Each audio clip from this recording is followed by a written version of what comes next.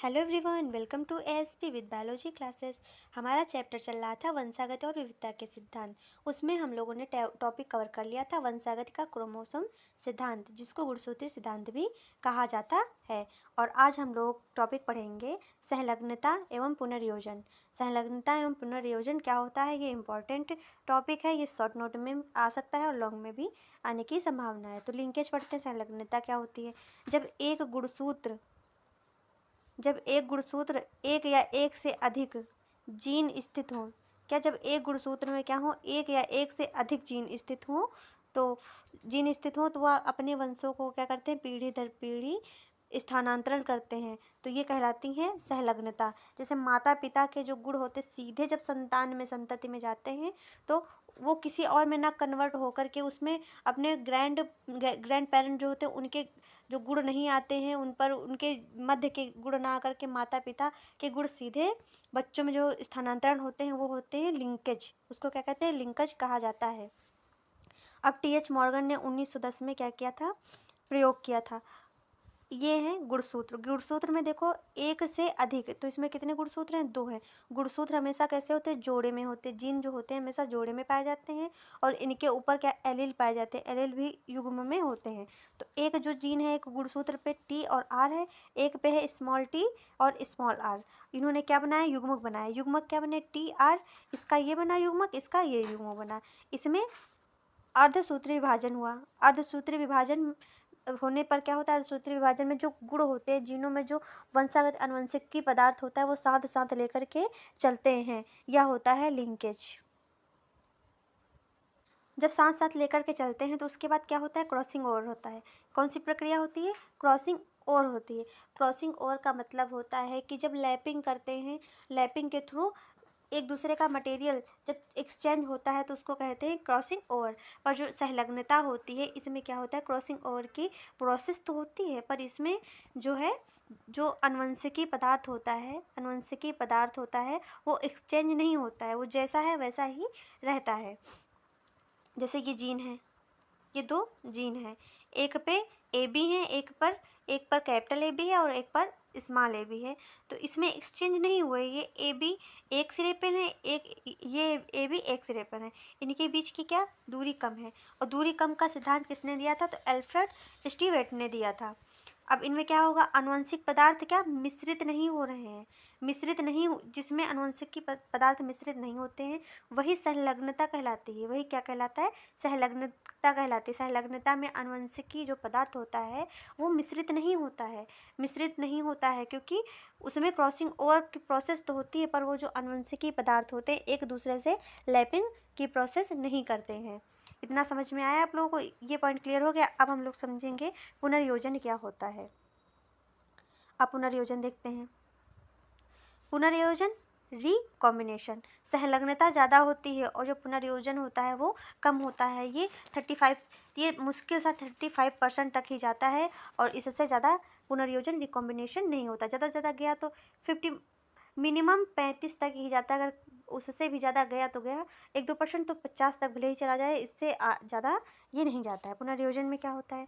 पुनर्योजन में युग्मक में गुणसूत्र ले गए। गुणसूत्र में क्या होते हैं? एलील होते हैं, जीन होते हैं, जोड़े में होते हैं। इसमें ए बी है, इसमें कैपिटल ए बी है, ये स्मॉल ए बी है। तो जीनों के मध्य क्या है? दूरी कम का जो कम कहा था उसे किसने कहा था? अल्फ्रेड स्टीवेट ने कहा था। अब पुनर्योजन में जब आगे युग्मक का निर्माण हो रहा होता है, जब होता है तब क्रॉसिंग थ्रू क्या होते हैं?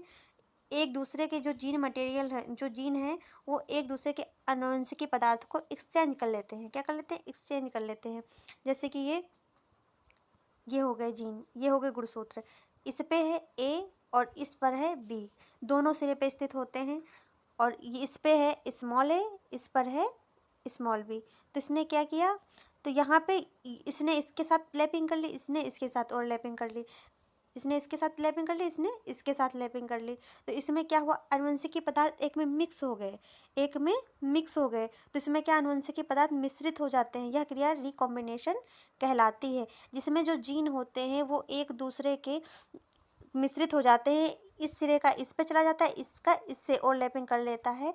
तो ये क्या होते हैं? ये रिकॉम्बिनेशन होते हैं। इसमें जो युग्मक बनते हैं, पहला बनेगा कैपिटल ए और दूसरा उसमें रहेगा स्मॉल बी। दूसरे युग्मक में कैपिटल बी और स्मॉल ए युग्मक होंगे। इनमें अनुवंशिकी पदार्थ क्या होता है, मिश्रित हो जाता है। अब अगला देखेंगे सहलग्नता और पुनर्योजन। लिंग सहलग्नता जीनों के अध्ययन हेतु क्या मॉर्गन ने ड्रोसोफिला पे प्रयोग किया था। लिंग सहलग्नता क्या होती है, सेक्स डिटर्मिनेशन क्या होता है, तो उस पर क्या किया था, मॉर्गन ने ड्रोसोफिला पर एक्सपेरिमेंट किए थे जानने के लिए। एक्सपेरिमेंट किए उन्होंने, उसमें इन्होंने क्या किया था, द्विसंकर क्रॉस कराए थे। कौन से द्विसंकर क्रॉस करवाए थे मॉर्गन ने।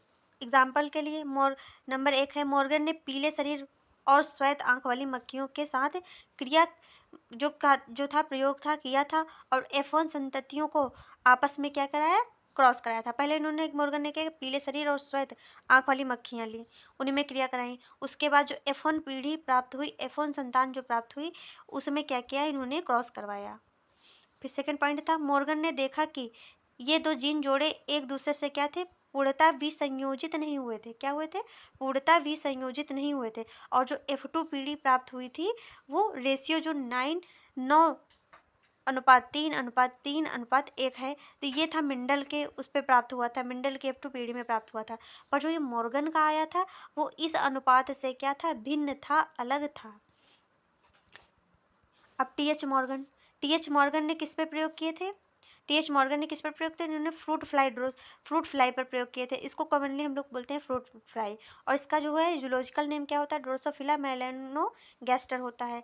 इस लक्षण क्या थे फ्रूट फ्लाई के, तो आंख का रंग पर किया था और शरीर का रंग पर इन्होंने प्रयोग किया था। एक इन्होंने वन फ्रूट फ्लाई लिया, मतलब जो ऐसे उड़ती रहती जंगल में या फिर आसपास के क्षेत्रों में पाई जाती है तो वो ले ली।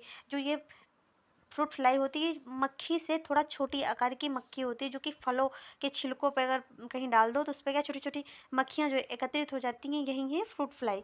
तो इसमें क्या किया इन्होंने, जो वन्य से ली वो नर लिया, और नर कैसा लिया, प्रभावी नर लिया।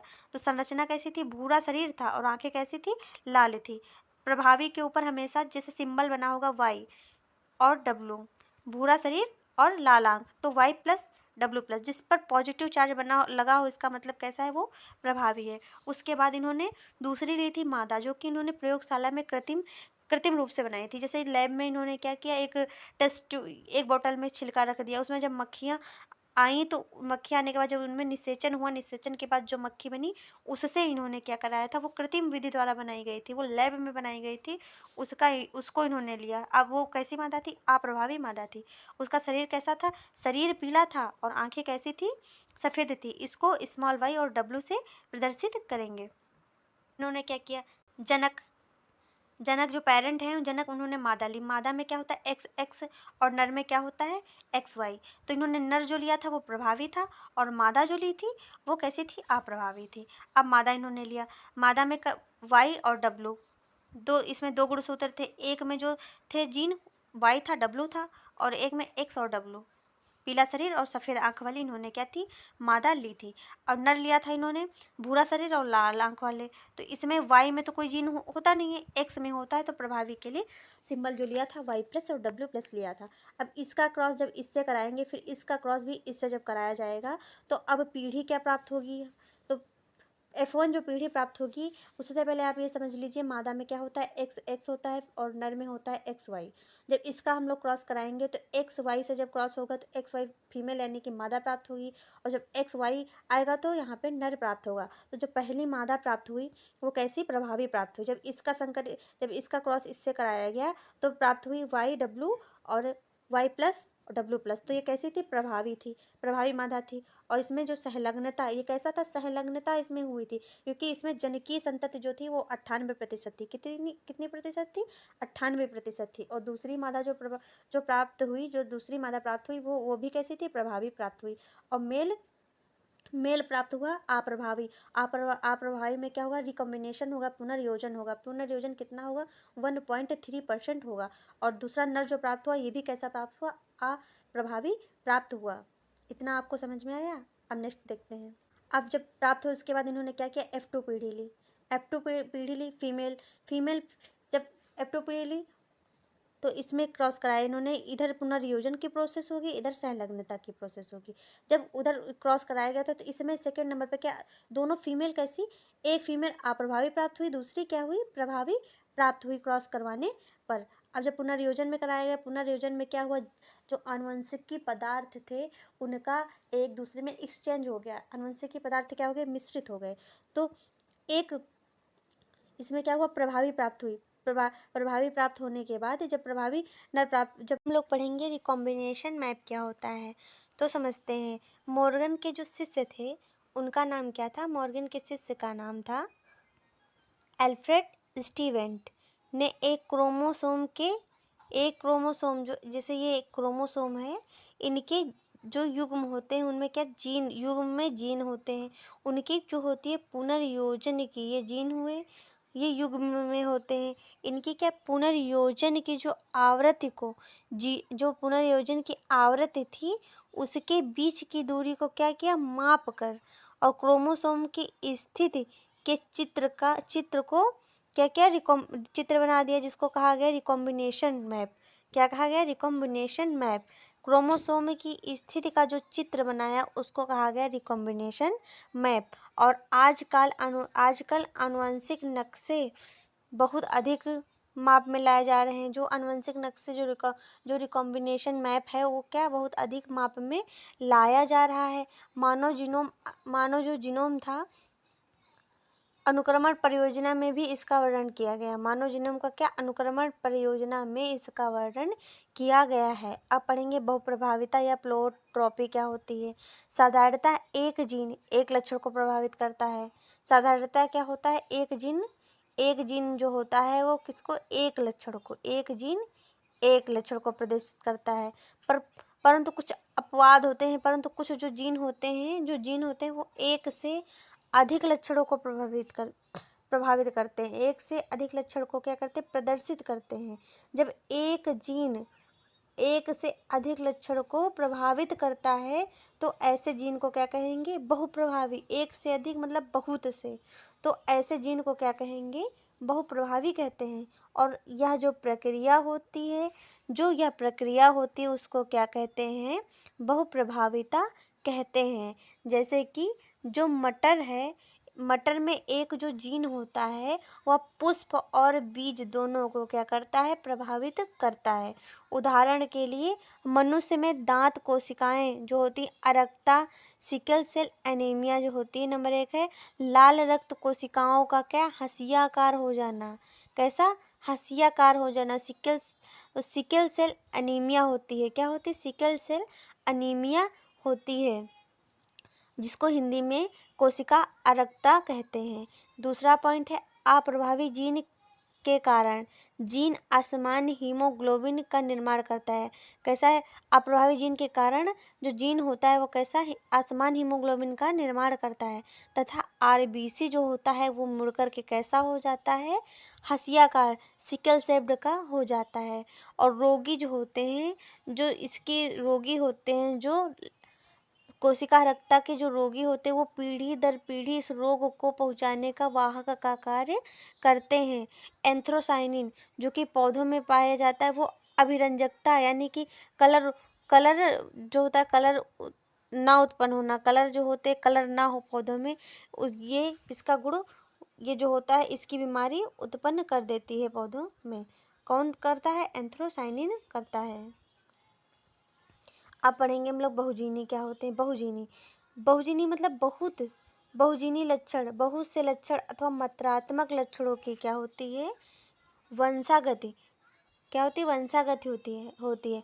मात्रात्मक या बहुकारक या बहुजीनी वंशागति कहलाती है। बहुजीनी लक्षण अथवा मात्रात्मक लक्षण की क्या वंशागति जो होती है वो मात्रात्मक या बहुकारक यह बहुजीनी वंशागति कहलाती है। इस प्रकार की वंशागति में जो F1 पीढ़ी के व्यक्ति एक दूसरे से बहुत क्या करते हैं, समानता प्रदर्शित करते हैं। F1 पीढ़ी के जो मनुष्य होंगे वो अपनी पीढ़ी के जो मनुष्य होते हैं उनसे क्या करते हैं, बहुत अधिक समानता प्रदर्शित करते हैं। जैसे F1 और F2 में संकरण कराया गया तो दोनों के पेरेंट के बीच के जो लक्षण होते हैं वो प्रदर्शित होते हैं। तो इनको मानव त्वचा का रंग या जो इनका एक अच्छा एग्जाम्पल है, जैसे कि इसको समझते हैं हम लोग। जो F1 पीढ़ी है, जैसे कि हमारे मम्मी पापा जो है वो F1 पीढ़ी हो गई। जब उनका F2 पीढ़ी से क्या कराया गया, जब F1 से F2 पीढ़ी हुई, जब इन दोनों का बीच का जब कराया गया, संकरण हुआ, इनके बीच में क्रॉस हुआ, तो इनसे जो पेरेंट के इनके जो पेरेंट के लक्षण होते हैं, जो इनके ग्रैंड पेरेंट थे, उनके बीच के लक्षण क्या, इनके मध्यवर्ती लक्षण इन्होंने प्रदर्शित किए। इसका एग्जाम्पल सबसे अच्छा क्या है, मानव का त्वचा का रंग। जैसे कि जो पोती हुई या पोता हुआ उसका रंग किस पे, दादा पे चला गया। तो ये हुआ मानव के त्वचा का रंग एक मात्रात्मक वंशागति का एक अच्छा एग्जाम्पल है, अच्छा उदाहरण है। अगर आपको क्लास अच्छी लगी हो तो हमारे चैनल को लाइक एंड सब्सक्राइब करें, ज़्यादा से ज़्यादा शेयर करें, और ऐसी आपको क्लास रेगुलर मिलती रहेंगी, तो हमारे चैनल पर बने रहें। Thanks for watching.